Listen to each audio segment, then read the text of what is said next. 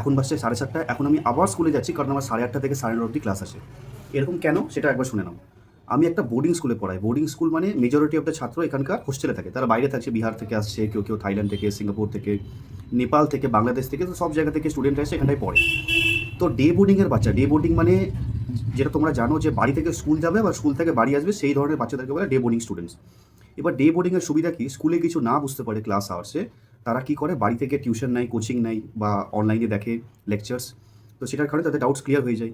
এবার হোস্টেলের বাচ্চাদের তো সেই অপরচুনিটি নেই, তাই না? সেই জন্য আমরা স্কুল টিচার্সরাই স্কুল আওয়ার্সের পরে হোস্টেলের বাচ্চাদেরকে টিউশন দিই। সেই জন্যই আমাদের টোটাল ডিউরেশন ধরে নাও সকাল 8টায় শুরু হয় আর রাত 9:30টায় গিয়ে শেষ হয়। এবার এটা ভেবো না যে কন্টিনিউয়াস ক্লাস থাকে, না। যেমন আজকে বুধবার, তো বুধবারে আমার 2:10-এর পরে, 2:10-এ স্কুল শেষ, 2:10-এর পরে একদম রাত 8:30টায় ক্লাস আছে। তো আমাকে একবার রাত্রেবেলায় আমি বাড়ি চলে এসেছি, আবার আমি স্কুলে যাবো। আমি যদি চাইতাম স্কুলেও থাকতে পারতাম, কারণ স্কুলে আমার নিজের একটা রুম প্রোভাইড করা হয়েছে।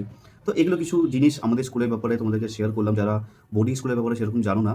আর এই প্ল্যানটা করা হয়েছে জাস্ট স্টুডেন্টদেরকে অ্যাডভান্টেজ একটা দেওয়ার জন্য, যাতে তাদের কোনো খামতি না থাকুক তাদের পড়াশোনায়। বিকজ তোমরা ভালো করে জানো, একটা 30-25 মিনিট বা 35 মিনিটের ক্লাসের 40-50টা বাচ্চা আছে, সবার ডাউটস ক্লিয়ার করা সম্ভব না। স্কুল চলাকালীন ক্লাস আওয়ার্সে মেইন টেন্ডেন্সি থাকে যে আমরা সিলেবাসটাকে কমপ্লিট করাই, তাই না? কিন্তু যারা একদম উইক বাচ্চা, তাদের তো ডাউটস ক্লিয়ার হয় না। সেই জন্য এই রেমিডিয়াল ক্লাসগুলো রাখা। আশা করি তোমাদের সবাইকে বোঝাতে পারলাম। যদি আরও কিছু জানতে চাও এই স্কুল ব্যাকগ্রাউন্ডের ব্যাপারে, তাহলে প্লিজ তোমরা টেক্সট করতে পারো, কমেন্ট করতে পারো, তোমাদেরকে সেটা জানানো হবে। Thank you.